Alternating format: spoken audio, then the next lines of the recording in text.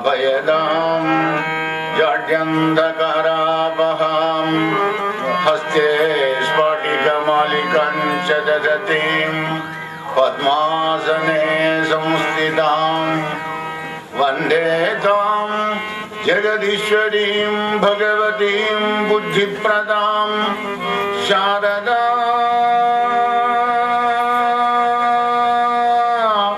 बुद्धिप्रदां शारदा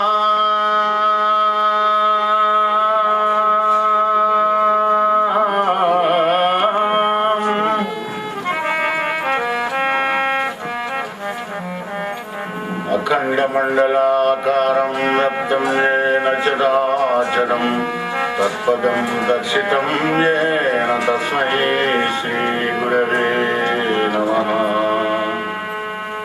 ओम नमोस्तुते व्यासविशालबुद्धे पुल्लारविन्दायकपत्रनेत्र येन त्वया भारततैलपूर्णः प्रज्वालितो ज्ञानमयः प्रदीपः।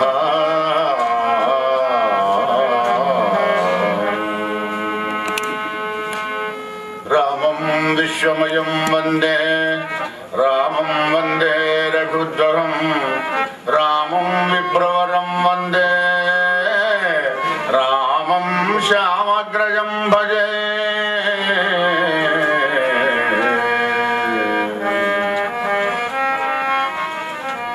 यस्य वागं सुतच्यूतं रम्यं रामायणामृतं शैलजासेवितं वन्दे तं शिवं सोमरूपिणम् सच्चिदानन्दसन्दोहं भक्तिभूतिविभूषणं पूर्णानन्दमहं वन्दे सद्गुरुं शङ्करं स्वयं।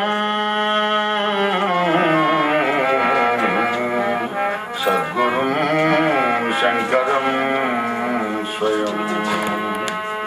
अज्ञानध्वंससंहर्त्री ज्ञानलोकविलासिनी चन्द्रचूडवचन्द्र चन्द्रिकेयं विराजते चन्द्रिकेयं विराजते।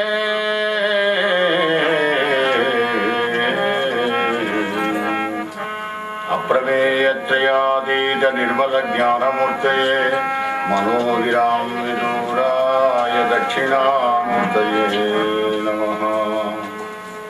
कृष्णं कमलपत्राक्षं पुण्यश्रवणकीर्तनं वासुदेवं जगज्योनिं नौमि नारायणहरिम्। ओम नारायणं नमस्कृत्य नरं चैव नरोत्तमं देवीं सरस्वतीं व्यासं ततो जयमुदीरयेत्। हरि ओम श्री गणेश शारदा गुरुभ्यो नमः।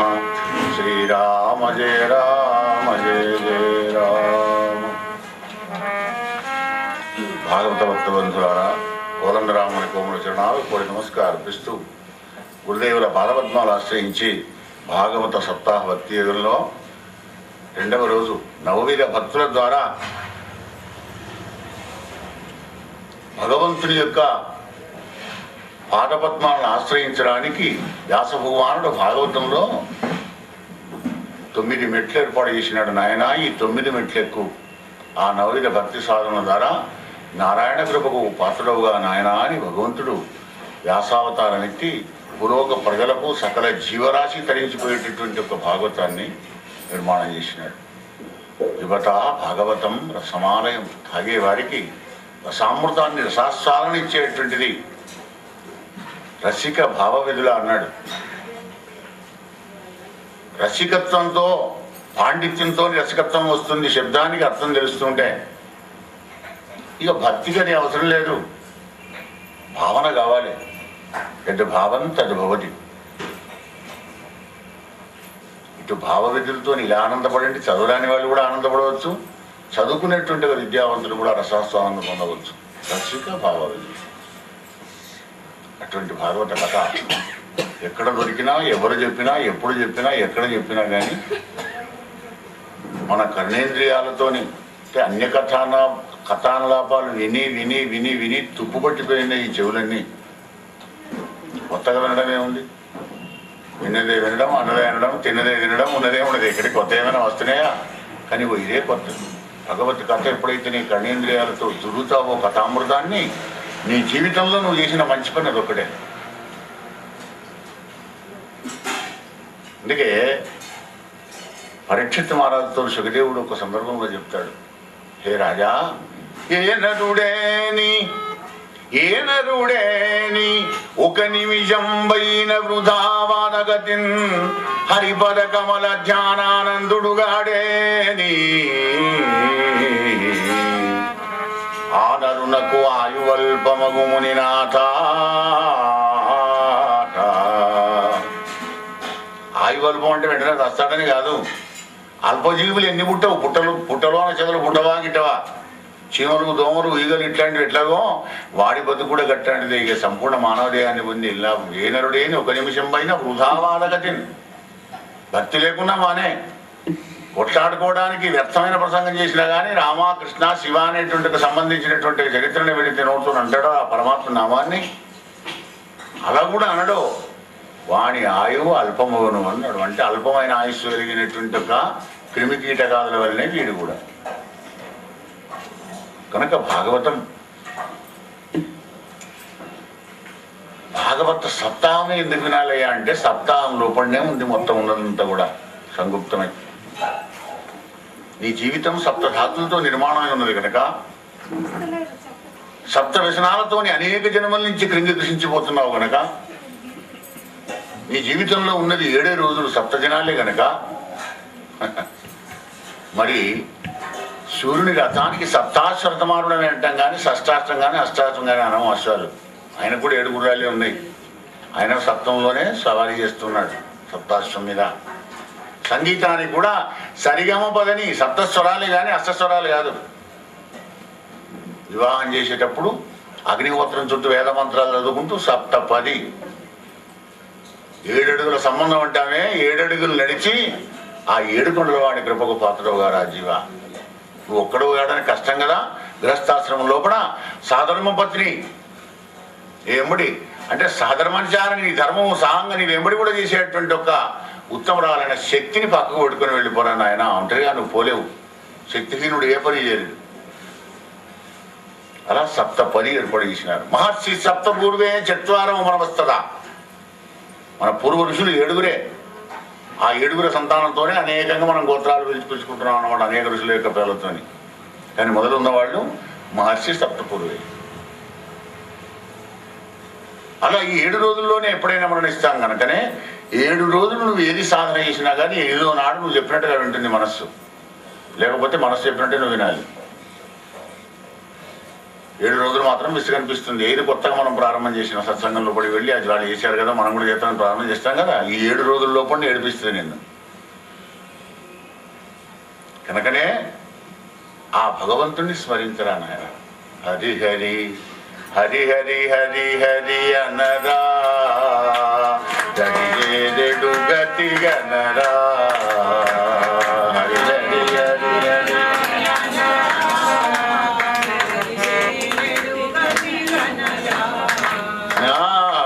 హరి హరి హరి హరి అనరా గడియేడు గతి గనరా.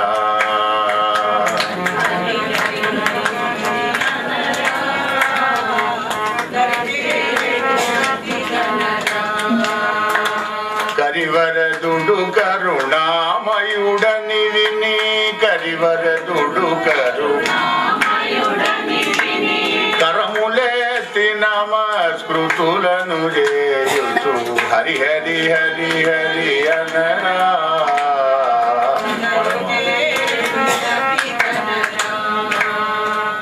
సంసారం బని సతులని సుతులని సంసారం బని కంసారిని మది మరువకురా.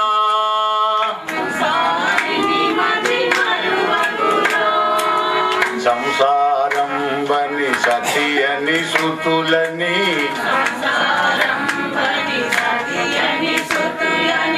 కంసారి సంసారిని మది మరువకురా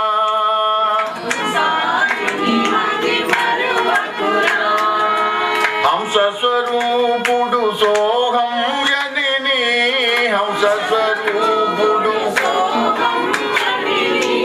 దేహమందు వసించెనురా హరి హరి హరి హరి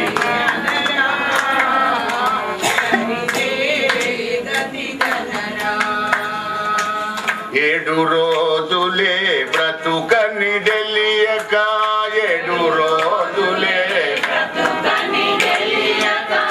ఏడు రోజులే బ్రతుకని తెలియక ఏడు రోజులే ఎగిరేదెందుకు ఏడ్చేదెందుకు ఎగిరేదెందుకు ఎన్నాళ్ళుండిన ఏడు రోజులలో ఎన్నాళ్ళుండిన ఏదో ఒక దిన ప్రయాణమే హరి హరి హరి హరి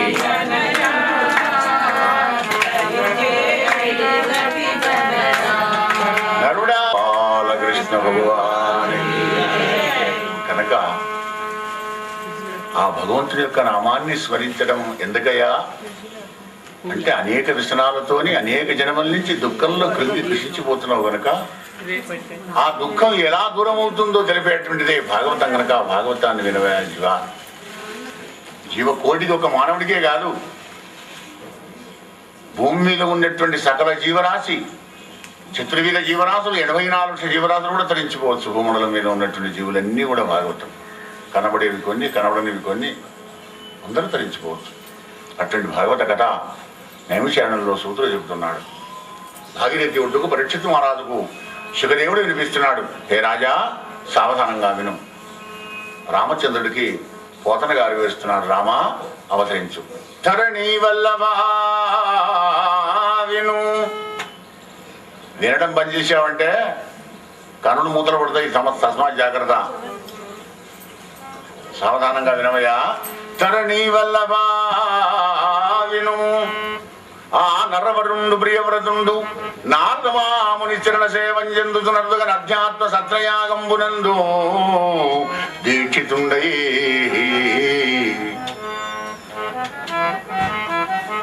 ధరిత్రి పాలనాన్ని బంద్ చేసి నారద మహాముని వలన నారాయణమూర్తి యొక్క మహాత్మ్యాన్ని విని ఈ భక్తిలోనే దీక్షితునై సత్రయాగం చేస్తానని కూర్చున్నాడట. సరా భక్తి ఎట్లాంటిది? అల్కాల్ మత్తు మందు లాంటిది. కనుక భక్తి మార్గంలో మనం ప్రయాణం చేసేటప్పుడు కూడా మన శక్తి కొద్దే భక్తిని నడిపిస్తుండాలన్నమాట. సంసారం గృహస్థాశ్రమ ధర్మాన్ని దాటకుండా భక్తిని అనుసరించాలి. అందుకే ఆశ్రమ ధర్మాలు పెట్టినారు. బ్రహ్మచర్యం, గృహస్థం, వానప్రస్థం, సన్యాసం. నువ్వు గృహస్థాశ్రమంలో ఉండి సన్యాస ధర్మాలు అనుసరిస్తాను అంటే ప్రమాదకరమైన పరిస్థితి ఏర్పడుతుంది. ఎందుకంటే శ్రేయాన్ స్వధర్మో విగుణ అన్నాడు. స్వధర్మం అంటే అదే ఆశ్రమ ధర్మాలు అన్నారు కదా. అవన్నీ ఆశ్రమ ధర్మాలను పాటిస్తూ వెళ్ళిపోతున్నారు అనమాట. ఈయన క్షత్రియుడు రాజ్యాన్ని పరిపాలించాలి, విరోచితంగా ఉండాలి, రాజస్వంతో ఉండాలి, ధర్మంగా జీవించాలి. అదే సధర్మ. దీక్షితులే కూర్చున్నాడు. మన యజ్ఞాగత కథలు చేసుకుంటూ కూర్చుంటే నాకు ఈ రాజ్యం వద్దు, ఏది వద్దు, సంసారం వద్దు. బ్రహ్మదేవుడు వచ్చాడు. రాజా ప్రియవ్రత సందేశం చెప్తున్నాను విన్న ఆయన. నరేంద్ర శ్రీహరియాజ్ఞం జీవుండు తపో విద్యలం యోగ వీర్య జ్ఞానార్థ ధర్మంబులం తన చేత వరుల చేత తప్పింప సమర్థుండుగాడుగానా ఉత్పత్తి నాశంబులకు శోకమోగ సుఖ దుఃఖములకు ఈశ్వరాధీనుండే గాని జీవుడు స్వతంత్రుండుగాడు. నీకే స్వాతంత్రం లేదని చెప్తున్నాడు బ్రహ్మ. బ్రహ్మ మనందరికీ కన్నటువంటి మన తండ్రి కదా. నీకే స్వాతంత్రం లేదు. ముఖతాన్ని పట్టుకొని పశువుని ఎలా వశం చేసుకుంటాడు మానవుడు, ఆ భగవంతుడు కూడా మన ముఖతాడు ఆయన దగ్గర పెట్టుకొని లాగుతూ ఉంటాడు అనమాట. ఈశ్వర సర్వభూతానాం హృదయే అర్జున తిష్టతి భ్రామయన్ సర్వభూతాని యంత్రారూఢాని మాయయా. మనలో కూడా ఉన్నాడు కదా. అందుకే ఆటాడిస్తుంటాడు అనమాట ఆయన. రిమోట్ కంట్రోల్ తన దగ్గర పెట్టుకుంటాడు. మన బతుకులన్నీ ఛానళ్ళు.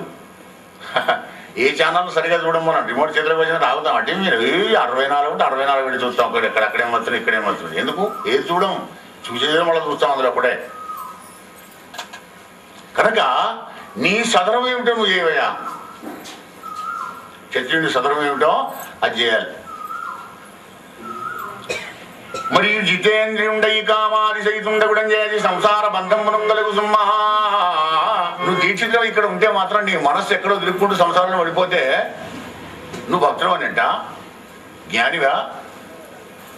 సర్వాన్ కామాన్ పరిత్యజ్య హే రాజన్, సర్వాన్ కామాన్ పరిత్యజ్య అద్వైతే పరమే స్థితి.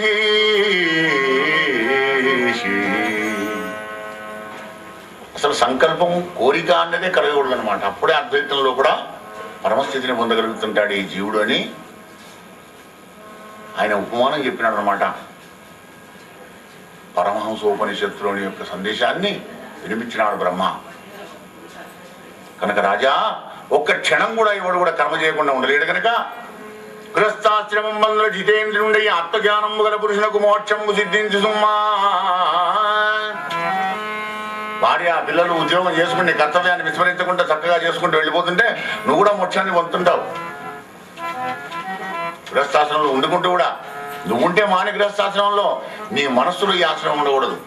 నా పిల్లలు, నా వారి, నా ధనం, నాది, నా బ్యాలెన్స్, నా బ్యాంక్ బ్యాలెన్స్, నా ఇల్లు ఇదే కాదని ఎవరంటారు.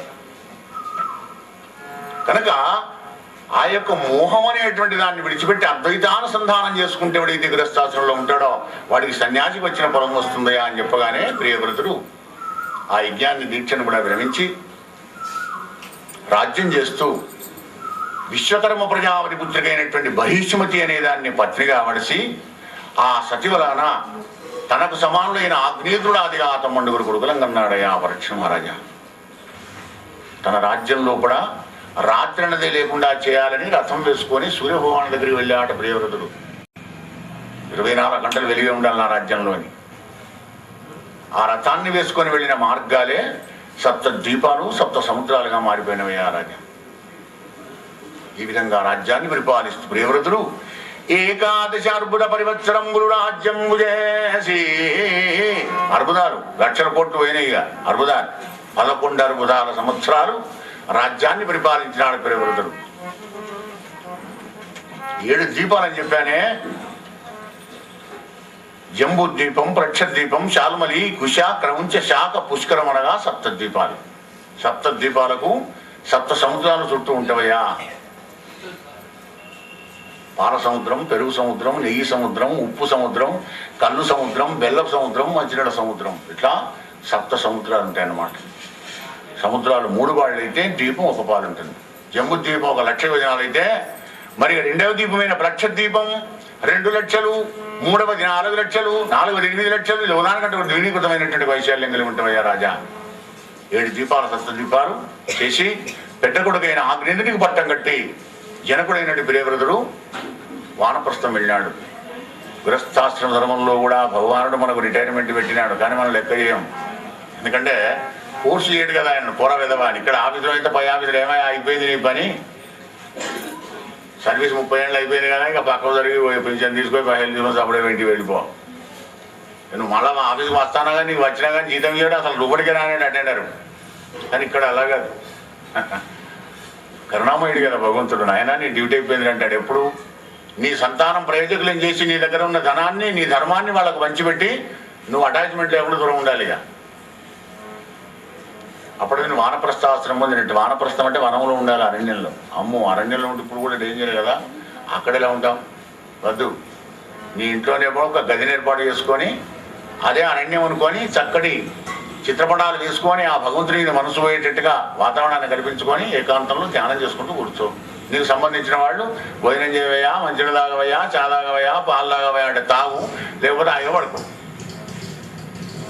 ఎదురుచ్చా లాభ సంతుష్టులు ఉంటే అదే వానప్రస్థాశ్రమం అవుతుంది. అదే రిటైర్మెంట్ అనమాట. అలా కొడుకు ఆగ్నేయుడికి పట్టం కట్టి తాను వానప్రస్థాశ్రమానికి వెళ్ళినాడు ప్రియవ్రత మహారాజు. కొడుకు ఆగ్నేయుడు తపస్సు చేస్తున్నాడు. పుత్రకాముడి మంత్రాది పర్వతం మునకుంజని ఆ ఆగ్నేయుడు తపంబనరింపగా తపస్సు చేస్తున్నాడు. చేస్తుంటే బ్రహ్మ పంపున పూర్వచిత్తి అనేటువంటి ఒక అప్సరస వచ్చి ముందర నాట్యం చేస్తుందట. ఆగ్నేయుడికి తపస్సు చేస్తుంటే పూర్వచిత్తి వచ్చింది, మనకు కూడా జపం చేస్తుంటే పూర్వచిత్తి వస్తుంది. ఎవరి పూర్వచిత్తి? గత జన్మల్లో సంస్కారంలో ఉన్నటువంటి ఒక వాసనలు, మంచి వాసనలు కానివ్వండి, చెడు వాసనలు కానివ్వండి. భోగేచ్ఛా మాత్రకో బంధ తత్యాగో మోక్ష ఉచ్యతే. భోగ ఇచ్చలు ఏవైతే ఉన్నావో అవన్నీ నువ్వు తపస్సుకు శుభకార్యానికి కూర్చున్నప్పుడు, జపానికి కూర్చున్నప్పుడు, ధ్యానానికి కూర్చున్నప్పుడు అవి ఊరికే వస్తాయి అనమాట. ఎప్పుడు అట్టెప్పుడు రావు. అట్టెప్పుడు అయితే పనుల మీద మనం కుదురుతాం కదా, ధ్యానానికి కూర్చున్నప్పుడు, జపానికి కూర్చున్నప్పుడు వస్తుంది. వాడు 3,000 ఇచ్చే కాడి కొడుకు మరి మీలో ఇస్తాడా ఇయ్యాడా ఒన్ని పీడ పాడగా ఎక్కడికి పోతే వాడేస్తాడు. అది అప్పుడే రావన్నా వస్తాయి. అదే పూర్వచిత్తి. పూర్వచిత్తి వచ్చింది, తపోభంగం చేసింది, కళ్ళు తెరిచినాడు ఆగ్నేయుడు. సతీ నీవెవ్వతెవు ఈ పర్వతములకేమైనా కోరి వచ్చిన మన దేవతవా, శారదవో రతిపతి పంపిన మాయవో తపస్సారమవో సతీ. సరస్వతివా, రతీదేవివా, అప్సరస్వా, ఎంత అందంగా ఉన్నావమ్మా, ఏం తపస్సు చేసి ఇంత అందాన్ని సంపాదించావు సతీ, ఈ లోకాన్ని నుంచి ఇక్కడికి వచ్చావు నీ ఇచ్చోడికి అని అడిగాడు. అయ్యా, నేను బ్రహ్మపంపురం వచ్చాను, నా పేరు పూర్వచిత్తి అనే అప్సరస, నేను గిట్ట నచ్చితే వివాహం చేసుకోవయ్యా. నచ్చకుండా ఎలా పోతుంది? ఇక పూర్వవాసన లేనాయి, వీడికి సంబంధించినవినాయి, ఇంకోటి కొత్త గిట్టనా నచ్చినాయి. పూర్వచిత్తిని వివాహం చేసుకున్నాడు. అంటే నువ్వు ఎటో పోతానంటే నీ యొక్క పూర్వవాసనలన్నీ మళ్ళీ నువ్వు ఎక్కడికి పోవాలి అక్కడికి తీస్తున్నావు అనమాట. అంటే నీకు స్వాతంత్రం లేనంటే కదా, జీవుడు అస్వతంత్రుడనంటే కదా. నువ్వు ఎన్ని మార్గాల లక్ష్యంతో నువ్వు వెళ్ళినప్పటికీ కూడా లక్ష్య సిద్ధి నీకు కలగదు. ఇప్పుడు సంకల్ప త్యాగం అయ్యేంతసేపే. ఆ సంకల్ప త్యాగం అయిందంటే మాత్రం పూర్వచిత్తి రాదు. సంకల్ప త్యాగం లేకుండా ఎలా అయింది? భార్య కోసం తపస్సుకే వెళ్ళేవాడు. మరి భార్య కోసం తపస్సు ఎందుకయ్యా అంటే, అనుకూలవతి అయినటువంటి భార్య కావాలంటే కూడా తపస్సే కావాలి. అందుకే తపస్సుకు వచ్చాడు మొదల పర్వతానికి. పూర్వచిత్తి అనే అప్సరసను వివాహం చేసుకున్నాడు మహానుభావుడు. పూర్వచిత్తిని వివాహం చేసుకొని ఆ పూర్వచిత్తి వలన శీల ఔదార్య విద్యావయ స్త్రీల చేత 13 కొడుకులం కన్నాడు. వాడు నాభి. 10 మంది కొడుకులు కన్నాడు. 9 ఆయన కంటే ఈయన 10 మందిని కన్నాడు. పెద్దవాడు నాభి. ఆ నాభిని పెంచి పిల్లవాళ్ళందరినీ కూడా ప్రయోజకులను చేసి నాభికి పట్టం కట్టి ఆగ్నేయుడు తప్పుకున్నాడు. ఎందుకయ్యా ఈ తప్పుకోవడం ఎందుకు, పెళ్లి చేసుకోవడం ఎందుకు, సంతానం కలగడం ఎందుకు, లేకుంటే ఏం బా అప్పుడే వస్తుంది మన కలక ఈ ఐడియాలు. కానీ అక్కడ మన పితృపితామహ ప్రపితామహాలు ఏవైతే ఉన్నారో పితృలోకంలో కూడా నా వంశం పెరిగిందా లేదా, నా వంశంలో ఒకడు మునిమనమని చూసా అంటే ఆయనకి ఇంక్రిమెంట్ దొరుకుతుంది, ఆయన పితృలోకానికి వెళ్ళిపోతాడు. లేకపోతే కష్టపడుకుంటూ అక్కడే ఉండాలి పితృలోకం లేకుండా ఉంటే. అంటే మోక్షం, పితృలోకానికి వెళ్ళిపోయినా అంటే ఆ జీవుడికి మోక్షం ఇచ్చినట్టుగా. కనుక పితృవుల యొక్క రుణం తీర్చుకోవాలి, పితృదేవత రుణం తీర్చుకోవాలంటే సంతానవంతుడు కావాలి గృహస్థాశ్రమంలోకి వచ్చి. ఆ శాస్త్ర మర్యాదను అనుసరించి మరి ఆగ్నేయుడు ఈ నాభికి పట్టం కట్టి చక్కగా వానప్రస్థానికి వెళ్ళినాడు. నరవరేణుడైన నాభి మేరుదేవి అనేటువంటి ఒక సువ్రతురాలని వివాహం చేసుకున్నాడు. సంతానం కొరకై పుణ్యపర్వత ప్రాంతంలోకి వెళ్ళి పుణ్యనది ఒడ్డుకు యజ్ఞం చేస్తున్నాడు పుత్రకాళిష్టి. పరీక్ష మహారాజా అలా 7 రోజులు సప్తాహం చేసినాడు. 7వ నాడు ఆ యజ్ఞ మంటపంలో కూడా స్వామి ప్రత్యక్షమైనాడు. అయ్యా రాజా ఎలా ఉన్నాడు? ఆవిష్కృత కాంత చతుర్భుజంబులు పీతాంబరంబు వెలుంగా శ్రీవత్స కౌస్తుభ శ్రీరమా చిహ్నంబు ఉరమందు రమ్యమయీరవు వడగా శంఖ చక్ర గదాంబుజాత ఖడ్గాది దివ్యాయుధంబులు చేతులందు మెరయ అతులిత నవరత్నాత గంగిత నూత్న ఘన కిరీట జుతుల్గడలు కొనగా కర్ణకుండల కటి సూత్ర కనక రత్నగార కేయూర వరనూపురాది భూషణముల భూజితుండైన శ్రీనాయకుండు దంపతులకప్పుడెదురా ప్రత్యక్షమయ్య నరేంద్ర.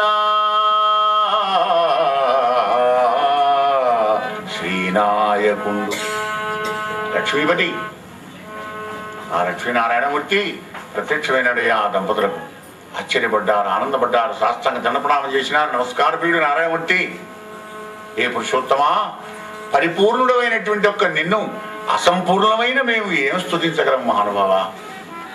మేము చేసిన స్తోత్రాలు, మా పూజలు, మా యజ్ఞం, మా హవిస్సులు ఇవన్నీ కూడా మాకు తెలిసి మా ప్రజ్ఞాన విజ్ఞాన సుజ్ఞానాలు కాదు, మా పూర్వీకులు మాకు ఏదైతే చెప్పినారో వారి అడుగుజాడల్లో నేను స్తోత్రం చేశాము, నీ కరుణ కలిగింది, మమ్మల్ని కాపాడినావు.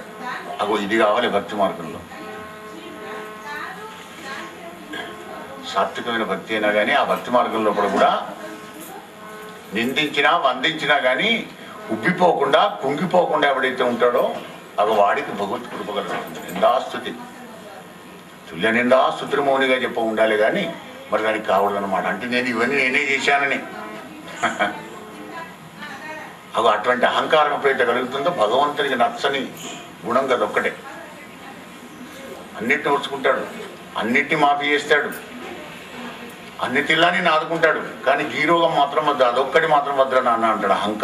అహంకారం కలిగిందంటే అణిచి పారేస్తాడు. అది లేకుండానే వీళ్ళు చెప్తున్నాడు, అయ్యా మాదేం లేదు బెదరిక, మా పెద్దలు చెప్పిన మార్గంలో నిన్ను స్తోత్రం చేశాం, నీ కృప కలిగింది. దంపతులారా ఏం కావాలి కోరుకోండి అన్నాడు. నా దర్శనం అయింది కదా అంటే నీలాంటి కుమారుడు మాకు కావాలి స్వామి. నాలాంటి వాడు ఎక్కడ ఉన్నాడు, నేనే పుట్టాలి మీ కడుపులో. 14 లోకాల్లో వెతికినా నాలాంటి వాడు లేడు, నాకు నేనే సాటి కనుక దంపతులారా నాయనా నాభి నీ యొక్క భార్య మేరీదేవి గర్భంలో పుడతానుకోమన్నాడు. ఒక శుభముహూర్తంలో వచ్చి గర్భంలో పడ్డాడు పరమాత్మ. 10 మాసాలు కాగానే ధవళకాంతిదనరు ధవళకాంతియుక్తిందనరు దేహంబును మైద బల పరాక్రమంబును వీర్యమురచి చూచి జనకుండు పేరిన సుధవుని వృషభుండను సంపుదోడా. రాజానుభావులతో తెల్లడి కాంతితో శరీరంతో చక్కటి శరీర సౌష్ఠం కలిగినటువంటి అందమైన శరీరంతో జన్మించిన పిల్లవాడిని చూసి వృషభుడు అని పేరు పెట్టినాడు. ఆ వృషభుడు పుట్టినటువంటి ఒక అజనాభానికి అజనాభం అని పేరుండే. తర్వాత భారతదేశం అని వచ్చింది, జంబుద్వీపం వచ్చింది ఆ మాట వీరగాన్ని. మొదటికి అజనాభం. దేవేంద్రుడు వానలు పడకుండా చేశాడట. భగవంతుడు పుట్టిందుకున్న దేవేంద్రుడు కరువు కాటకాలు కలిగిస్తే ఆయన ఊరుకుంటాడా?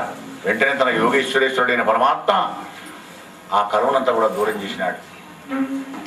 అలా ఋషభవరమానుడు పరమాత్ముడు భూవరుండైన ఋషభుండు తన రాజ్యంబును కర్మభూమిగా చేయందలంచి జనులకందరకును ప్రియంబగునట్ల కర్మతంత్రం వెల్లెలుపంగదలచి కర్మములు చేయుటకు గురువుల యుద్ధ వేదంబులం చదివి వాళ్ళ అనిజ్ఞం వహించి. పూర్వకాలంలో కూడా మన వ్యవస్థ భారతీయ సంస్కారం ఎలా ఉండి చూడండి. గురుకులాన్ని పంపించేవాడు పిల్లవాడిని యజ్ఞోపవీతం 5 ఏళ్లకే అడుగు చేసి గాయత్రి ఉపదేశం చేసి గురుగారికి పంపడం. మళ్ళీ గురుగారు పూరనాయన అనేదాకా వీడి ఇంటికి రావడానికి వెళ్ళేది. ఇక పోయి ఓంకారంతో ప్రాణం అయ్యేది. ఇప్పుడు ఏబిసిడీలతో మొదలవుతున్నది. మమ్మీ డాడీ అంకుల్ ఆంటీ 4 వచ్చాడు, నా కొడుకులు 60 వచ్చాడు, అప్పుడైనా ఎగిరిగాంతు వేస్తున్నారు. ఇది ఎక్కడికి తీసుకుపోతుందో ఈ మార్గం అనేటువంటి ఒక భవిష్యత్ ఆలోచన కూడా మనకు కొరబడింది. ఓంకారం ప్రణవం ఓమిత్యేకాక్షరం బ్రహ్మ అని మన భారతీయ సంస్కారం చెప్తుంటే ఏబిసిడి లేదా నాయన ఇప్పుడు ఏం లేదు అల్ఫాబెట్స్ అవే వాటిని పట్టుకుంటేనేమో ప్రపంచంలో మనం బతుకుతాము అనేటువంటి ఒక వెర్రి తలలు వేస్తుందన్నమాట.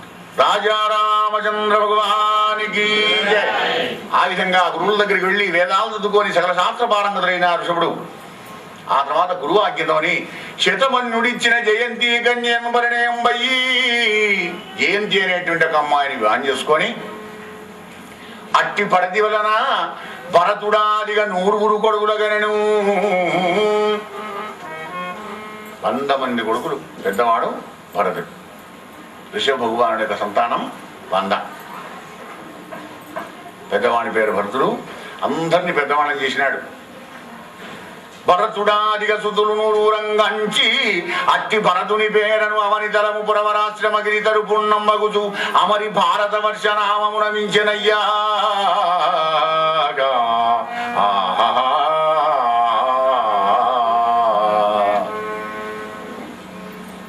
దీనికి మూలం ఏషాం ఖలు మహాయోగి.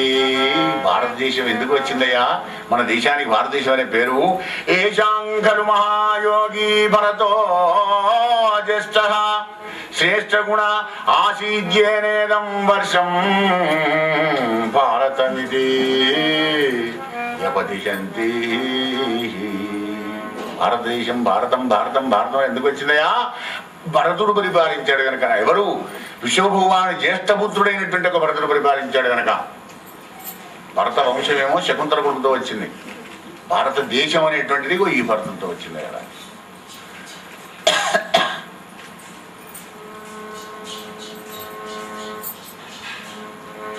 కొడుకులందరినీ పెద్దవాళ్ళని చేసినాడు. ప్రయోజకులైనారు. కొడుకులందరికీ దగ్గరికి పిలుచుకున్నాడు. నాయనాయి నేను వెళ్ళిపోతున్నా వానప్రస్థం. పెద్దవాడిని భరతుడికి పట్టం కట్టినాడు. తన ఇలారా జ్యేష్ఠ భ్రాత పితృసమాన, నా మాదిరిగా వీడిని చూసుకోండి భరతుడిని. కన్న తండ్రి తన కుమారులకు ఏమేం చెప్పాలో భాగవత్ సందేశం. తనయులార వినుడు ధరలోన పుట్టిన పురుషులకు శునకములకు లేని కష్టములందచ్చుగాన కామంబుల వలన మీరు బుద్ధి చేయవలదు సుమా.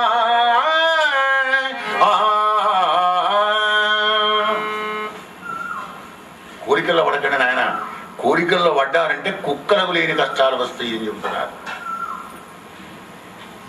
కోరికలు గుర్రాలైతే మనస్సు గాడి అయిపోతుంది. ఆ కోరికల్లో మునిగి మీరు ఈ భూలోకంలో కూడా కుక్కలకు వచ్చేటువంటి కష్టాలను పొందకుండా హాయిగా ఆనందంగా ఉండరు నాయన అని తన కుమారులకు తండ్రి చెబుతున్నాడు. పిల్లవాడికి పడుకొని ఉంటే తల్లి లేపుతుంది. పాపం మాతృహృదయం కదా, నా కొడుకు ప్రయోజకుడు కావాలని. తండ్రి ఏమంటే పడుకొని రావడానికి ఏమైంది? పాపం ఎప్పుడు క్లాసులు పడిపోయినావానికి కనీసం నిద్ర నవ్వనియవానే అని పెడతాడు. ఆయన లేపితే ఈమె పెడుతుంది. అందుకే ఏ ఉద్ధరిస్తున్నాడు కనుక వాడు మాకు పాడుకుంటే తమోగుణం అవుతుంది. తమ సజ్ఞానం మిద్ది మోహనం సర్వదేహినాం. సమయానికి లేవాలి, చురుకుగా ఉండాలి, క్రమశిక్షణ నేర్పాలి. పిల్లలకు గారాబం చేశావంటే వాడి జీవితాన్ని నాశనం చేసినట్టే. నువ్వు లోపల ప్రేమ అనురాగాలు ఉండాలి, బయట క్రమశిక్షణగా పిల్లలను పెంచాలి. ఆ తర్వాత వాడి యొక్క రాత ప్రారంభం ఎలా ఉంటుందో అది రాజగలుగుతుంది. వాడి యొక్క సంస్కారాన్ని నువ్వు మార్చలేవు, కానీ నీ ప్రయత్నం నువ్వు మానవతా ప్రయత్నం అయితే నువ్వు చేస్తూ ఉండాలి. అలా తన కుమారులందరికీ చెప్పినాడు, నాయన ఏ తపస్సుతో నెలకు అనంత సుఖం కలుగుతుందో అటువంటి తపస్సు చేసి బ్రహ్మానందాన్ని బ్రహ్మ సౌఖ్యాన్ని అనుభవించండి నాయన అని తన కుమారులందరికీ చెప్పి పెద్దవాడికి పట్టం కట్టి వానప్రస్థం వెళ్ళినాడు విశ్వభగవానుడు. అవధూత రూపంలో దిగంబరంగా, వస్త్రాలు లేకుండా, స్నానం లేకుండా అవధూత వేషంబున ఇట్లు అవని ఎల్ల వెరుగుచూ ధూళి చేత మిగుల దూసరితంబున ఇతరులు గట్టిగడు విషంగవర్ణంబున కేశపాశంబులు వెలింగింపుచు ఇతరులెవరు తన్ను ఎరగకుండా నుండే. ఎవరిలో చూస్తే మనం పిచ్చివాళ్ళు అంటామే, అలా పిచ్చివాళ్ళలాగా ఉన్నాడు, దయ్యం పట్టివాళ్ళలాగా. కానీ జనాలను పిచ్చి చేసుకుంటూ ఆయన నవ్వుకుంటూ వెళ్ళిపోతున్నాడు. మీరే పిచ్చి, నేను కాదు పిచ్చి అని. జ్ఞానం, పరిపూర్ణమైనటువంటి జ్ఞానం ఉన్న మహాత్ములకు ఈ శరీరం పైన ధ్యాస ఉండదన్నమాట. ఈ తొడుగు ఎప్పుడైనా రాలిపోయేది అనేటువంటి నిస్పృహభావం చూపించుకుంటూ ఋషభ భగవానుడు రజోగుణ వ్యాప్తులైన కలియుగ ప్రజలందరినీ కూడా ఉద్ధరించడానికి ఇగో ఈ అవతారం ఎత్తి ఒకనాడు గ్రీష్మ ఋతువులో పడి చెట్టు రాకి మంటలు పడుతుంటే ఆ మంటలో పడి తనుత్యాగాన్ని చేసినాడు అయ్యా రాజా. గోపాలకృష్ణ భగవానికి జయ. నమ పార్వతీపతే హర హర మహాదేవ. 24 అవతారాల్లో ఈ ఋషభావతారం అత్యంత పావనమైనటువంటి ఒక అవతారం అయ్యా రాజా. నరేంద్ర, భరతుడు రాజ్యాన్ని పరిపాలిస్తున్నాడు. ఇలా రాజ్యాన్ని పరిపాలిస్తూ విశ్వరూపుడు అనేటువంటి వాడి కుమార్తెను పంచజని అమ్మాయిని వివాహం చేసుకున్నాడు భరతుడు. ఈ 2 స్కందాల్లో పంచమ స్కందం, షష్టమ స్కందం అంతా కూడా వివాహాలు, సంతానం, వానప్రస్థాశ్రమం వెళ్ళడం. అంటే గృహస్థాశ్రమే చాలా గొప్పది. అసదృశ్య గృహస్థము పరమార్థమనంగా, పరమార్థానికి పట్టుకొమ్మే గృహస్థాశ్రమం. ఎందుకంటే బ్రహ్మచారి అయినా, వానప్రస్థుడైనా, సన్యాసి అయినా భవతీ భిక్షాందేయి అని 12 గంటలు కాగానే ఆకలి వాడిని ఇంటికి వస్తాడు. ఆ 3 ఆశ్రమాల వాళ్లకు భిక్ష పెట్టి అదృష్టానికి నోచుకున్నాడు గృహస్థు. కానీ అది ఎలా మారిపోయింది? ఎవడు రానేరారు. ఇప్పుడు ఈ టీచర్ ఎవడు వస్తున్నాడు ఇంటికి? భౌతిక పిచ్చాను అని వస్తున్నాడు ఎవడన్నా? లేకపోతే ఎవడైనా పిచ్చగాండ్రు పొల గిట్ట భగవంతుడు పరీక్ష చేయడానికి వచ్చే ఉంటే అయ్యో కొడుకకి ఇప్పుడే తిన్నావా, లేకపోతే పెడితే నీకు కడుపుంటే పెడుతు కొడుక అంటారు. ఇంత మామూలు గచ్చాడు గంజం లేదు. తింటే ఏమైంది? మొత్తం గంజం తిన్నావా అని పెట్టా అని చెప్పడం, నేను తిన్నామని చెప్పడం. ఆయన కావాల్సింది అన్నం, 3 పట్టాలు అన్నం. ఓ పట్టంటే పట్టడే పెట్టవచ్చు, కానీ ఇంగిల్లే తోరకు పెట్టుకో కదా అని పెడతామా? లేదు మేము తిన్నాక పెట్టడం పిల్ల పాపం కావాలా? నీ పాపం పాడు, కానీ పెట్టకపోవడమే పాపం. కనుకనే మనం దైనందిన జీవితంలో మనం చేసే మన పొరపాట్లను, మన అజ్ఞానాన్ని, మన మాయా అవనికనంతా కూడా బట్టబయలుది చూపుతుంది భాగవతం. భాగవతం అంటే రహస్యం, మన జీవన విధాన రహస్యం అంతా బయలు చేస్తుంది. కొడుకని భాగవతం బయటపడదు కదా, కొడుకేతులు పోయినావు కదా గుడి అంటారే. ఇగో ఈ జోగులోనే అనేకమైనటువంటి జ్ఞానం ఉంది.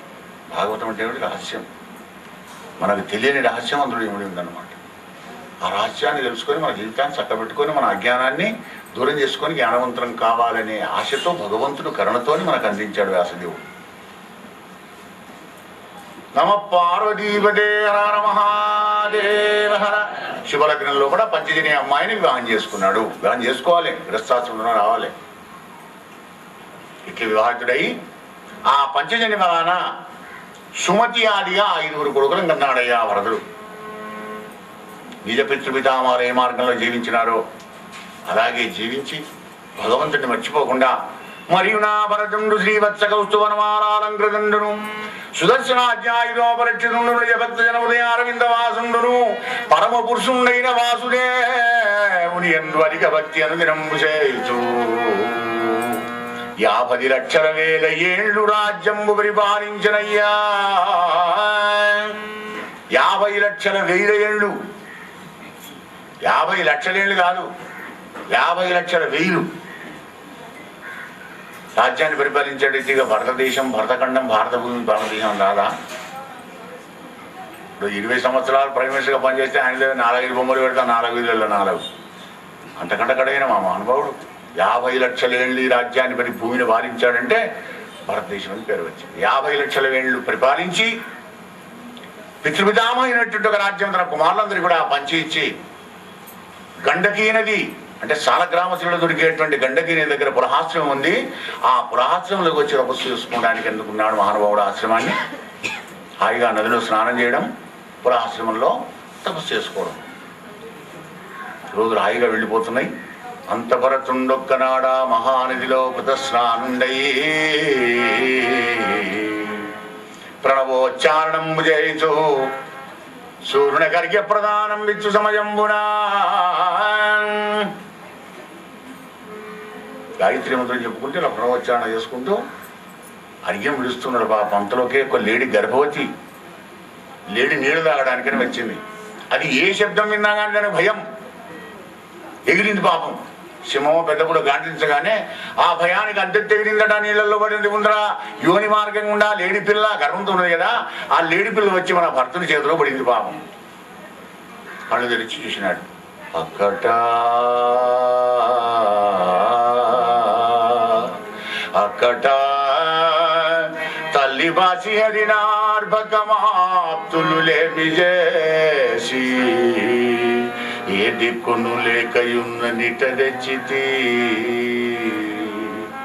నా ఎడని మృగర్భకంబు ఎక్కుడు ప్రేమ చేసి జరింపుచునున్నది నాదు సన్నిధిని మక్కువ చేసి దీని కడు మన్నలందగ బ్రోచునంచు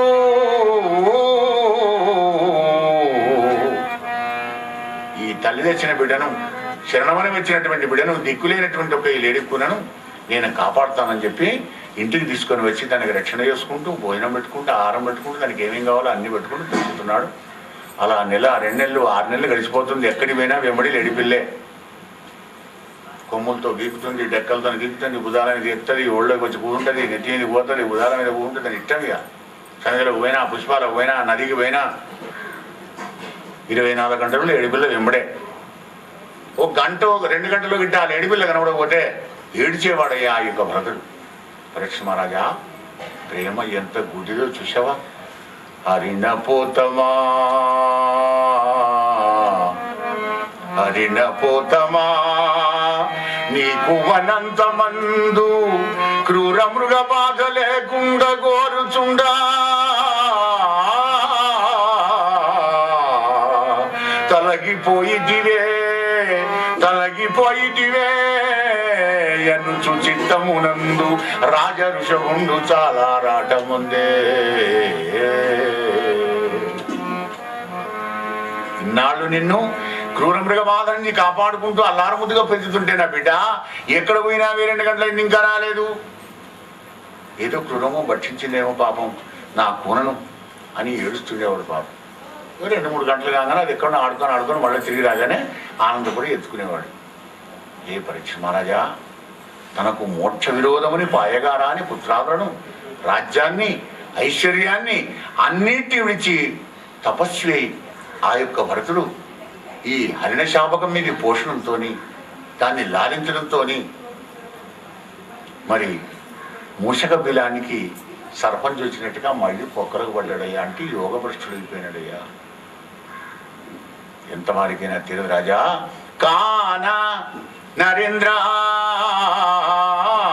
కాన ఎంతవానికైనం కాలంబు గడవరామినట్లుగా కపోదు పరమమూలకైన పాయదు కర్మంబు నరుల నంగయంత నరవరణ్య నరుల నంగయంత నరవరేణ్య. పరమమునులైనటువంటి గొప్ప మహత్తులకి అట్లా అయిందే. ఇక సామాన్య మానవులు లెక్క ఏం చెప్పంటావా రాజా? యోగ భ్రష్టుడైపోయినాడు అనమాట. అంటే మన కారణదేహం, సూక్ష్మదేహం, స్థూల దేహం 3 దేహాలతోనే మనం నడుస్తున్న మన చరిత్ర, మన నాటకం. ఈ స్థూల దేహం సూక్ష్మదేహం పోయినా కారణదేహం ఒకటి ఉంటుంది. అది మళ్ళీ బీజమైతే జన్మ వారు ఆ విఘ్నం కలిగి యోగభ్రష్టుడైపోయినాడు భరతుడు. భరతునికి అంతా అంత్యకాలం ప్రాప్తమైంది. ఆ అంత్యకాలంలో కూడా యోగం లేదు, ఓంకారం లేదు, ప్రణవం లేదు, పరమాత్మ లేడు, రామ లేదు, కృష్ణ లేదు. నాలేడి పిల్ల దాన్నే ప్రేమించారు కదా. ఆశ్రమంలోకి వచ్చి రాజ్యం విడిచిపెట్టి వచ్చినప్పుడు లేడి పిల్ల కనబడ్డప్పటి నుంచి నాలేడి నారణమా అనుకుంటే ఉండే. ఇక భగవంతుడు ఎక్కడ మనం స్మరించాలి. ఆ హరణం మీది యొక్క ప్రేమతోని మళ్ళీ హరణమై పుట్టాడయ్యా ప్రాణాలు విడిచి. హరణమై పుట్టినప్పటికీ కూడా పూర్వజన్మ స్మృతి మర్చిపోకుండా ఉన్నాడు. అదే గొప్పతనం జీవుడిని. అన్నీ పోతాయి కానీ విష్ణుభక్తి మాత్రం పోదు. నువ్వు ఎంత అనుసరిస్తే అంతే, అదే స్టాక్ అయి ఉంటుంది. అట్లా సంసార భోగభాగ్యాలు అన్నీ వెళ్ళిపోతాయేమో, దేహం పోతుందేమో, కానీ నువ్వు సంపాదించిన ధర్మం, దైవభక్తి ఇవి 2 మాత్రం మర్చిపో. భక్తి నేర్చుకున్నది ఉన్నది కదా. ఆ హరిణావతారం ఎత్తి లేడి పిల్లగా ఉండి అదే పురాశ్రమంలో గండకి నది పొండి తిరుక్కుంటే పశ్చాత్తాపడు ఇంత ఏడుస్తున్నాడు బాబు భరతుడనే జీవుడు. లేడిగా ఉన్నాడు కానీ లోపల జీవుడు ఆడే. నహన్యతే అన్యమానే శరీరం నజాయతే మ్రియతే వా కదాచిన్నాయం భూత్వా భవితా వారభూజః అజో నిత్య శాశ్వతోయం పురాణో నహన్యతే హన్యమానే శరీరే నహన్యతే హన్యమానే శరీరే. ఓరప్పుడు ఉండి ఓరప్పుడు లేక ఉండేటువంటి వాళ్ళు ఎప్పుడు మొదటి నుంచి లాస్ట్ దాకా ఉండేవాడే జీవుడు. మరి శరీరమే పోతుంది కానీ జీవుడికి నశింపలేదయ్యా. పశ్చాత్తాపడుతున్నాడు, ఏడుస్తున్నాడు, తను చేసిన తప్పు తెలుసుకున్నాడు. నేను ఎక్కడి వాడిని ఎక్కడ పడ్డాను. రాజులు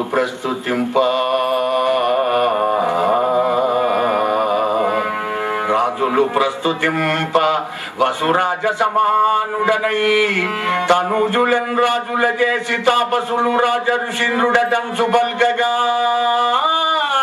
తేజమునంది ఈ హరిణ దేహమునందుల ప్రీతి చేసి నా యోజ జడంగనే జడిచి యోగి జనంబులలోన బేలనై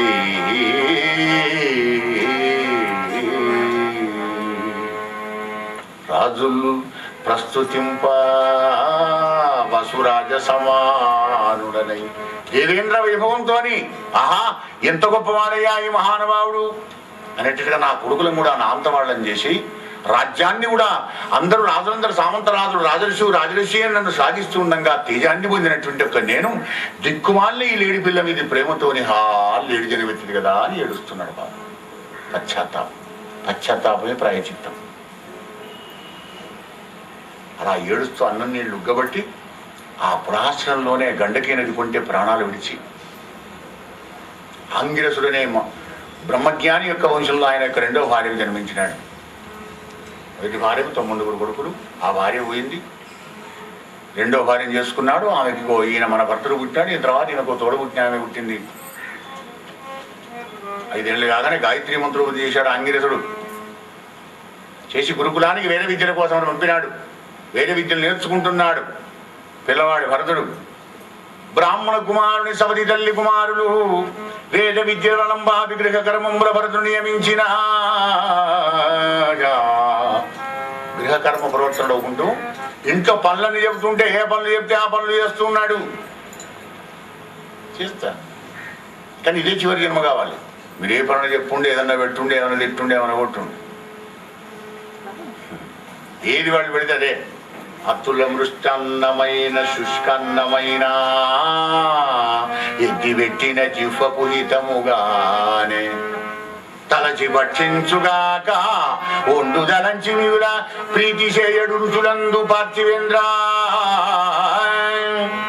అతుల మృష్టన్నమైన శుష్కన్నమైన ఎగ్గి పెట్టిన జిహ్వపు హితముగానే తలచుగాని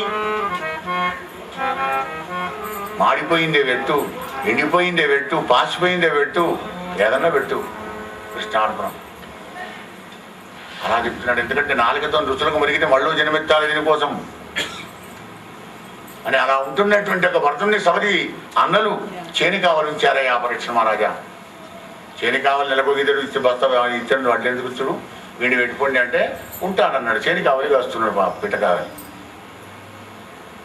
పిట్టకావలి కాస్తుంటే ఆ ఊరిని పరిపాలించే వృషలపతి అనేటువంటి ఒక రాజు ఏ పురోహితుడు చెప్పినాడో పాపం నరబలి చేస్తే నీకు సంతానం కలుగుతుందయా అని చెప్తే రాజు కదా, అరే పట్టకరాబండి మంచివాడిని, అంగవీకి వైకల్యం ఉండకూడదు, మంచి యవ్వనంలో ఉండాలి అని చెప్పగానే తిరుగుతున్నారు రాజమడులు. మన భర్తలు కనబడ్డాడు. వాడిని పట్టుకొని మంచి దించి పడకపోతే మీరు ఎవ్వరు ఎందుకు పడకపోతున్నా అడుగులేదు. ఇంకా ఈ ఘటానికి ఏం భోగం ఉందో ఎందుకు తీసుకుపోతున్నారు, ఏదో కారణం లేదు ఎందుకు తీసుకుపోతారు, వాళ్ళు ఏమైతే చూద్దాం అంటే దానికి నాకేం సంబంధం లేదు అనేటువంటి ఆలోచనలో ఉన్నాడు మన భరతుడు. అలా తీసుకొని వెళ్ళి క్షౌరకర్మలు చేయించి స్నానం చేయించి పట్టు వస్త్రాలు కట్టి చందనగంధాది సుగంధమందులైనటువంటి కావ్యాన్ని కూడా పూసి మెళ్ళో పూలదండ వేసి 2 బడులు కత్తులు పట్టుకొని చండికాగ్రహంలో మహాకాళి ముందరికి తీసుకుపోయినారు అమ్మవారి ముందరికి. ఇట్లు ఖడ్గం బంధిజాభీష్ట సిద్ధికి హింసింబందలంచిన అప్పుడా మహాదేవి సర్వభూతంబులకు సగుడు బ్రహ్మభూతాత్ముండు నిర్వైరుడైన బ్రహ్మసుని తేజం బంధుడ దుస్సగమైన భయమంది వరకుచు భద్రకాళి క్రోధంబు ముమ్మడి వరక హుంకారంబు సరుబుచు అట్టహాసంబు చేసి విప్రవరునట్లు హింసించు ఆ వృషలపతిని భృత్యవర్గంబుతో తలలు పృథ్వి గుల్చి అప్పుడు వృషలాదిపుని శిరమంది లీలవాడి అందంద క్రీడ సలివే. బ్రహ్మవర్చస్సుతోని బ్రహ్మజ్ఞాని కలిగినటువంటి ఒక యోగివర్యుణ్ణి నాకు బలియడానికి తీసుకుని వస్తారా వెదవలారా అని మహాకాళి కోపం వచ్చి ఖడ్గం తీసుకొని ఆ ముగ్గురు చంపి పారేసింది. పంపిన రాజును చంపడానికి వచ్చిన 2 బడులను. నన్ను చంపడానికి వచ్చి వీళ్ళే తెచ్చారేమిట్లా, ఇంకా నాకు ఉందేమో సమయం కానీలేదు అని చండికాగ్రహంలోంచి బయటికి వచ్చినాడు. మళ్ళీ చండికావలికి వస్తున్నాడు మన భరతుడు. రోజులు గడుస్తూ ఉన్నాయి. ఒక వారం 10 రోజులైన తర్వాత సింధు దేశాన్ని పరిపాలించే రాహుగనుడు అనేటువంటి ఒక మహానుభావుడు రాజు. అయిన ఆ రాజు తత్వజ్ఞానం కోసమని కపిలదేవుని దగ్గర బయలుదేరి వెళ్ళాలి ఆ కపిలాశ్రమానికి. శాస్త్రం ఏం చెబుతుంది, రాజు కానీ పెళ్లి కొడుకు కానీ మఠాధిపతి కానీ భగవంతుడు కానీ ఈ 4 కాళ్ళు నడకన పోకూడదు. కనుక పల్లకి కావాలి, వాహనం కావాలి ఏదోటి. అరే బెస్తవాణని పిలవండి పల్లకి వాడని. అయ్యా ఒక్కడు తక్కువ ఉన్నాడు, చాలు తక్కువ ఉంటే ఇక్కడ పడకరామని రాజు ఆర్డరేనే. తక్కువ ఉంటే ఎట్లయితే 6 5 ఉన్నారంటే ఇంకోటి పడకరామండి అని పీట పాడగానే ఎట్లా కొత్తడు వీళ్ళకు దొరకాలి వాహకుడు. అలా తిరుగుతూ పోతుండగా చేతి కావాలి కాస్తున్నాడు మన భరతుడు. అరే వీడు బాగున్నాడు రా, బలం కూడా ఉంది, మంచిగా ఆరోగ్యంగా ఉన్నాడు, వీడు మోస్తాడు కదా అని వాడిని తీసుకొని వచ్చాడు. ఇక్కపోతే ఎక్కడికైనా అడుగులేదు, వాళ్ళు తీసుకుపోయి పెట్టారు. వాళ్ళకి వెనక పట్టుకున్నాడు అనమాట. ఓహో, ఇంకా దీనికి ఈ ఘటభోగం కూడా ఉందా, కానీలే ప్రారంభకరం అనుభవించాలి కదా. పల్లకి పట్టుకొని నడుస్తూ ఉన్నాడు. నడుస్తూ ఉంటే కొత్తవాడు కదా పాపం, ఆ అడుగులు అనుకున్న దుక్కున వాడడం లేదు. అభ్యాసం ఉన్న బెస్తవాడిని మోస్తేనో వాళ్ళది మంచిగానే ఉంటుంది, లోపల ఉన్నటువంటి ఒక రాజుకి ఏమో ఆపత్యం కలగదు. పరుపులు వేసుకున్నా టెక్కలు పెట్టుకున్నాడు కానీ ఊగుతుందట పల్లకి. అరే ఊగుతుంది పల్లకి, మంచిగా నడవండి అయ్యా, ఇది మహాపొరపాటు కాదు, ఇక్కడ కొత్తగా తురియవాకుడెవడో వచ్చినాడు, ఆ ముప్పుడికి నడవరావడం లేదు అంటే అప్పుడు రావుగాడు అంటాడు కదా, నేను రాదుననే అహంకారంతోనే బ్రహ్మతేజంబు గల బ్రాహ్మణులకు కంటకంబుగా నిశ్చుల వాక్యంబుల రావుగా నుండిట్టనియే. బ్రహ్మజ్ఞానం కలిగినటువంటి యొక్క మహానుభావుడైన ఆ భరతుడికి కంటకంబుగా కొద్దిగా బాధ కలిగేటట్టుగా అంటున్నాడట. అలసిటివెంతయున్ ముసలివా కటడసిటివి మేను మికిలింబలు చలయున్నది ఈ శిబిక భారము దూరము మోసిదివే ఏ గతి నిలిచెదవంచు భూవరుండు నిశ్చుడముల్వినా పల్కనాయడం బలుగక మోసే ఆ శిబిక బ్రాహ్మణ వర్యుడు పార్థివేశ్వరాగా.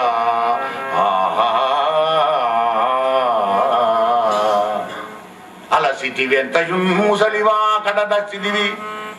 కూడిన లేదా డొక్క ఎడుకపోతున్నది, ఈ అవతారం ఎలా ఉన్నదిరా, ఎడుకపోయి ఉన్నావు కదా, చర్మమా అస్కలే ఉన్నాయి నీకు.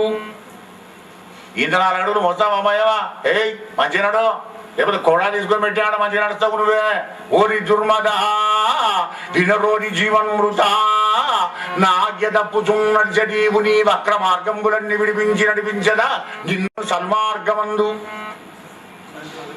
అని రాజగర్వాంధుడవుతూ ఆ విప్రవుడిని అలా అసంబద్ధ వాక్యాలతోని ఊరుడైనటువంటి ఒక రాహుగులను నిందిస్తూ ఉంటే చిరునవ్వు నవ్వుతున్నాడు భరతుడు. నరేంద్ర, నువ్వు చెప్పినది సత్యం. అవును, నువ్వెవరిని దూషిస్తున్నావు? అనిత్యమై అశాశ్వతమై దుర్గంధభూయిష్టమైన రాలిపోయే ఈ శరీరాన్ని గురించి అంటున్నావా? అది నేను కానే. అద్వితీయమై అఖండమై అజనామరమైనటువంటి యొక్క ఆత్మయోని అంటున్నావా? నువ్వు అన్నదేవి నాకు కూడా తగలవు. దానికి దూషణ భూషణాలు తిరస్కార సంస్కారాలు ఇవేవి కూడా అంటావు ఆత్మకు. అయినా నీ కర్మ ఎలా ఉంటుందో, నీ పూర్వజన సంస్కారం ఎలా ఉందో ఆ విధంగా ప్రలాపాలు వలుగుతున్నావయ్యా. జీవనమృతుండా అన్నావే, నేనే కాదు జీవనమృతుడిని, అందరం జీవనమృతులమే, కాస్త వెనక ముందు.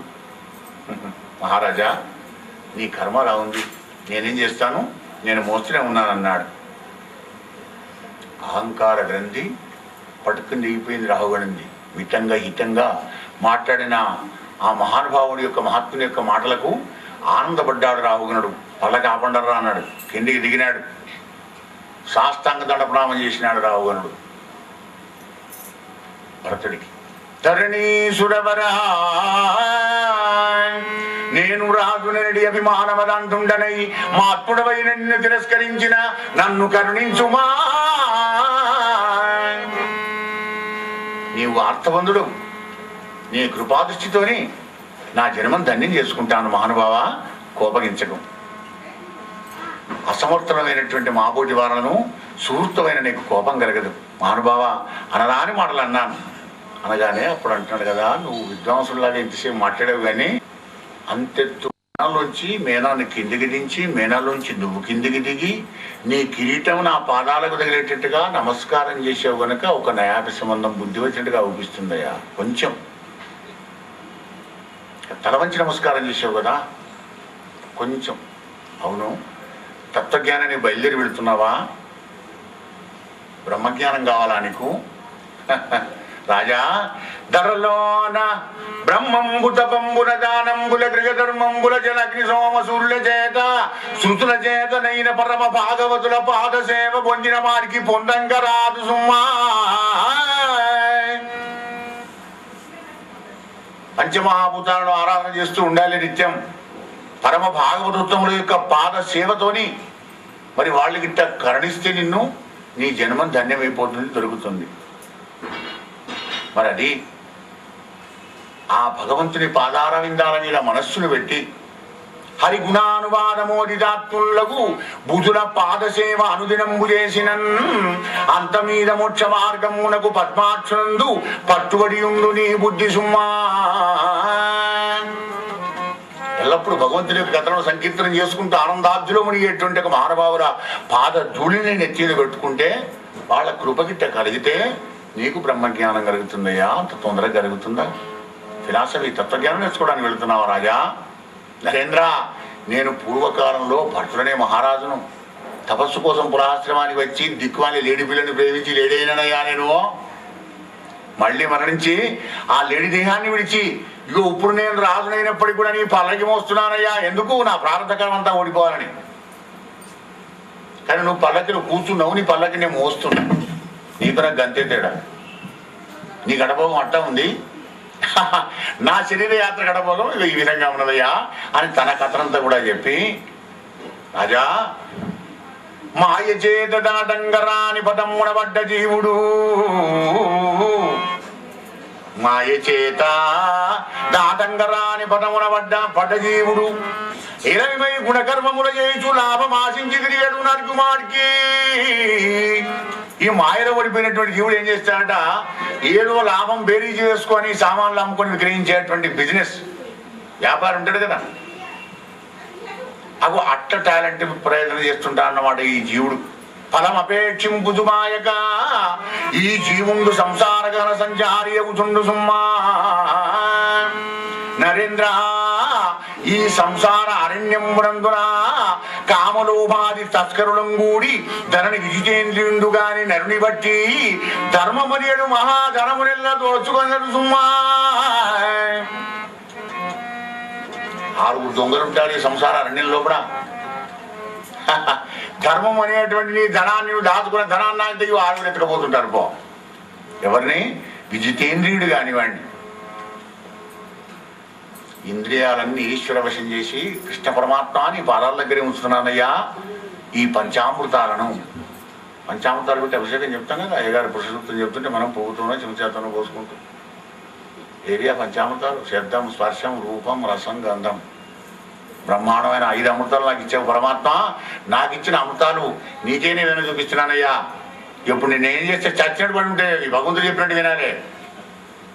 కానీ మనం అసలైన పంచామృతాలు ఆయనకి ఇయ్యం.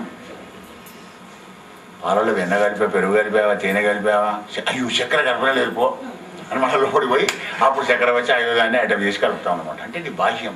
ఆ బాహ్యం చేసేది ఎందుకంటే నీ అంతరం లోపల నీ దగ్గరే ఉన్నాయి 5 పంచామృతాలు. అవి ఆ అమృతాలను ఆ స్వామికి అభిషేకం చేయరా జీవ. రాజా రామచంద్ర భగవానికి జై. అలా కాని వాళ్ళ దగ్గర ధర్మం అనే ధనం మన దగ్గర ఉంది కదా. కొద్దిగా గొప్ప ఏదో ధర్మం మనం చేస్తుంటాం, తెలుసో తెలియకో పొరపాటునో భక్తి లేకుండానో అగో ఆ సంపాదించిన కాస్త కూస్త ఏదైనా ఉంటే ఆ ధర్మం అనే ధనాన్ని ఇగో ఈ 6 దొంగలు ఎత్తుకపోతారయ్యా. ఎవరు? కామ, క్రోధ, లోభ, మోహ, మన ఆశ్చర్యం. ఈ అరణ్యంలో ఎంత ప్రమాదకరమయ్యా రాజా. మరి గృహస్థాశ్రమనందు ఎల్లం విషయంబుల పొంది ఈ విశ్వమెల్ల గణగతోడ ఇట్లు గంధర్వ నగరంబుగా ధరించి మిగుల మూలమందునరుడు. గంధర్వ నగరం అంటే ఎగ్జిబిషన్లో పోయినవాడు ఎట్లా చూస్తుంటా, ఎంత మంచిగా ఉన్నాయి ఈ వస్తువులు, అది ఎట్లా ఉండదు, ఈ ఐటమ్ మనం తీసుకోవాలి సరే, ఈ వాటికి హైదరాబాద్ సిటీ మొత్తం హైటెక్లో కూడా దొరకలేదు అని అనుకుంటాం. కానీ అది రావాలి ఇంటికంటే ఎంత కష్టం, ఎంత ధనం కావాలి దానికి. చూసి ఊరుకుంటాయి ఈ కళ్ళు. చూసింది తన సొంతం కావాలి. అది అట్లా ఉంటుంది. గంధర్వ నగరం లాంటి ప్రపంచంలో పుట్టిన జీవుడు చూసి ఆనందపడట, చూసింది తన సొంతం కావాలనుకుంటాడు. అప్పుడే వచ్చి పడుతుంది వీడి కష్టం. మరగి కాననమున కొరివిదయ్యముగాంచి అగ్నిగోమరి వెంట నరుగుమాడికి. కొరివిదయ్యం అంటే కానుగూరు. మరి మన పూర్వకాలం చిన్నప్పుడు అది ఏం చేస్తుంది? అల్లం దూరంలో నిప్పుకలు పోసినట్టు కనబడుతుంది, కానీ దగ్గరికి పోతే నిప్పుకలు ఉండవు, బాగుంటుంది దాని దగ్గర. కొరివిదయ్యం కొరివి తిప్పినట్టుగా అనేకమైన నిప్పుకలు ఉండేట్టుగా అనిపిస్తాయి. అయితే ఆ కొరివిదయ్యాన్ని చూసి అక్కడ అగ్ని కదా, ఆ అగ్ని తెచ్చుకొని పోయేట్టు పెట్టుకొని వంట చేసుకుంటా అనేటువంటి గృహస్థాశ్రమంలో పొడగి ఉంటుంది. పోయినా కొద్ది అది వెళ్ళిపోతుంటుంది. ఒకళ్ళు దగ్గరికి పోయినా కానీ నిప్పుకలు కావు, పాడు కావు. నిప్పుకలు అయితే కదా మిడుగురు పురుగులు, 20 మిడుగురు పురుగులను తీసుకువచ్చి నువ్వు కట్టెలు పెట్టి మంటదా అది? నిపుకలు లాగా ఉంటాయి కానీ నిపుకలు కాదవి. అగో అదేవిధంగా కాంచనంబుగోరి కలవారి ఇళ్ళ పంచలందిరువు నరుడు చరణమంది నరేంద్ర. ఐశ్వర్యవంతుల ఇంట్లో వాడు ఉంటాడట, సందొరికితే దొంగతనంతో ఎత్తుకోపోదాం, లేకపోతే ఆయన మనసు కడి నాకేమైనా ఇవ్వకపోతాడు నా బిడ్డ పెళ్లికి. వీడు దొంగతనం చేయనియడు, వాడి మనసు కరగదు, వీడి బతికి గిట్ట అయిపోతుంటుంది. వాడు ఎందుకు ఇస్తాడు? వాడి ధనంలో వాడు సేపు చూసుకోడా, అటుగానే వచ్చింది వాడికి అది. కానీ వీడి బీజి మాత్రం అట్ట ఉంటుంది అనమాట. ఎప్పుడో సందృప్తి దంచుకోపోతాయిగా. కలవారింట పంచలు తిరుగుతుంటాడు, అక్కడ వాళ్ళ పొట్టి తిరుగుతుంటాడు. ఈ జీవు మహారాజా బహు కుటుంబీయగుచు సంసార అరణ్యంలో జీవుడు పొందే కష్టాలను ఎకరువు పెట్టి చెబుతున్నాడు రాహుగనుడికి. ఇక వీటన్నిటి దాటితే ఈ సంసారాన్ని దాటగలుగుతావయ్యా. బ్రహ్మజ్ఞానం అట్టిగా వస్తుందా? బహు కుటుంబీయగుచు బహుధనాపేక్షలన్ ఎండమావులంగనియే గుమృగముకరణి ప్రేమ చేసి పరుగులు వారుచు ఒక్క చోట నిలువకుందురెప్పుడు సుమ్మా. బీజీ బీజీ అంటానే అవి అదే బీజీ, ఒక్క చోట నిలవకుండా అనమాట. ఇక్కడి అక్కడి అక్కడి ఇక్కడ ఇక్కడ నేను బీజీలో పోతున్నాయా ఎందుకు? బహు కుటుంబీయగుచు. ఇప్పుడు సావధాన సావధాన అంటే సావధానకు అర్థం తెలియకుండా, పెళ్లి మంత్రాలకు అర్థం తెలియకుండా పెళ్లి చేసుకొని 8 సార్లు అంటారు, 1 సార్లు 2 సార్లు అంటే వీడు వినడేమోనని. వాళ్ళదేం తప్పులేదు, వేద మంత్రాల తప్పులేదు, బ్రాహ్మణోత్తములు తప్పులేదు. సావధాన మంగళ అష్టకాలు అంటే 8 సార్లు కానీ వీడి వినడే లేదు. వాడికి ఎక్కువ సావధానం. అబ్బాయి గారు ఏం చదువుతామా జిల్లా జీలకర్ర మీడియాగా వీడి పరిస్థితి ఇలా ఉంటుంది. ఆ తర్వాత మొదలవుతుందన్నమాట. అప్పుడు సావధాన అంటే వినకపోతే ఇప్పుడు నా సావధాన కాబట్టి ఎంత పని అయిపోయారా, భగవంతుల గిట్టయితే నేను పెళ్లి చేసుకోకపోదు. ప్రతివాడు గట్టగా అంటాడు, గిట్టయితే నేను పెళ్లి చేసుకోకపోదు అంటే గిట్టని మొదలైన తెలిస్తే నీకు అది. అగో అదే మాయ. అందుకే సావధాన్ సావధాన్, కేర్ఫుల్, జాగ్రత్త, అటెన్షన్. సింగిల్ విండో కదా నువ్వు, అమ్మగారు వస్తున్నది ఇప్పుడు ఆదిశక్తి, డబుల్ విండో అయితే తస్మా జాగ్రత్త సావధాన సులగ్న సావధాన. గృహస్థాశ్రమంలోకి రాగా వేద మంత్రాలను మంగళాష్టకాలు చదివి జీలకర్ర బెల్లం పెట్టించి అవి మన వాళ్ళు వేరే విధానంగా ఈ వివాహం చేస్తుంటారు. వివాహ వ్యవస్థలు కూడా అదనమాట. అది తెలుసుకోలేక బహు కుటుంబీ అనేక మంది సంతానాన్ని కానీ ఇక వాళ్ళ ఖర్చులకు దానికి దీనికి ఎండమావులంగని ఏగు మృగముకరణి ప్రేమ చేసి పరువులు వారుచు ఒక చోట నిలువక ఉందురెప్పుడు నరేంద్ర. కుదడం ఉంటే ఎలా నడుస్తుంది మరి? నా వారికి చీర కొనుక్క రావాలి, నా పిల్లలకి అంగిల బట్టలు తీసుకురావాలి అన్నప్పటికీ మరి నువ్వు రికా ఉంటే ఎలా అవుతుంది? బిగి బిగి పరుగులు పెట్టు, ఉరుకు ఉరుకు, పరుగో పరుగు, జీవితమే పరుగైపోతుంది. మహారాజా సంసార మార్గ సంచారుండై అధిక ప్రయాసంబులంగూర్చు అర్థములను సుమ్మా. అనేక ధనాలను పొందగోరి నా జీవితం పోయినమానే, నా పురాణ బాగుపడితే అయిపోయా, వీడి జీవితం పోయినమానే, వీడి వచ్చినమానేనడా. అందుకే త్యాగరాజస్వామి అంటాడు, ఇది చాలా సుఖమో రాముని సన్నిధి సుఖమో తెలుసుకోగా మనస, నువ్వే డిసైడ్ చేసుకో. ఇక నిధి ఉంటే నీ సన్నిధికి ఎవరు వస్తారు? దొంగలు వస్తారు. రాముని సన్నిధి ఉంటే ఎవరు వస్తారయ్యా? విష్ణు పార్షదులు వస్తారు. మరి అదిగా నా సుఖము ఈ సుఖము నువ్వే డిసైడ్ చేసుకుంటే మరి ఏదో ఒకటి తిరుగుపోతా ఉంటాడు మహాత్ముడు త్యాగరాజు. కనుక ఈ ధనం కోసమని అనర్థమైనటువంటి ఒక విహారాలన్నీ చేస్తుంటాడు అర్థం కొరకై రాజా అని. సంసార అరణ్యం లోపల సుఖం గోష్పదం కష్ట పర్వతనయ, పర్వతం అంత కష్టాన్ని అనుభవించాలి. మరి సుఖం ఏమన్నా ఉంటే కొంచెం గోష్పదం అంతా ఉంటుంది, గోపాదం అంతా ఉంటుంది సుఖం అని సంసార భీకర అరణ్యాన్ని వర్ణించి ఆ అరణ్యంలో కూడా కలిగేటువంటి ఆపదలన్నీ కూడా వివరించి చెప్పినాడు రాహుగనుడికి మన యొక్క భర్తల వారు జలభర్తుడు. అనగానే అప్పుడు అంటాడు రాహుగనుడు, ధరణీసురవరా హే ధరణీసురవరా నీ శ్రీ చరణంబుజయుగల రేణు సంస్పర్శము నా హరిభక్తి మిగుల నాకు అధికంబయ్యే నష్టో మోహ సృజలబ్ధ. నా మొహం అంతా నశించిపోయిందయ్యా, నాకు ప్రతి జ్ఞానం కలిగింది మహానుభావ. నీ బోధతోని నాలో ఉన్నటువంటి ఒక అహంకారం, అజ్ఞానం, మమకారం అన్నీ కూడా నశించిపోయినాయి అన్నాడు. అని రాహుగణుడు మరొక్కసారి సాష్టాంగ తడప్రణామం చేసి తన యొక్క రాజ్యాన్ని మళ్ళీ తిరిగి వెళ్ళిపోయినాడు. ఆ కపిలదేవుడే ఈ రూపంలో వచ్చాయేమో నాకు జ్ఞానబోధ చేయడానికని బహుదా ఆనందపడ్డాడయ్యా పరీక్ష మహారాజా. నరేంద్ర, ఇది భరతోపాఖ్యాన్ని వినిపించి చెప్పాను కదా. నారాయణకు నమస్కారం అనుకుంటా యొక్క భరతుడు తన మృగరూపాన్ని వాసినాడు గనక గట్టి భర్తని చరిత్ర ఎవరు చెప్పినా ఎవరు విననాటి వాళ్ళ పుండరీకాక్షం రక్షించి ఆయురభివృద్ధియు ధనధాన్య సమృద్ధి ఎగుతుందా సర్వోపభోగాలు కూడా అనుభవిస్తారయ్యా. చివరికి భాగవత గతిలో పరమపదమైన వైకుంఠాన్ని చేరుకుంటారయ్యా రాజా. రాజా రామచంద్ర భగవానికి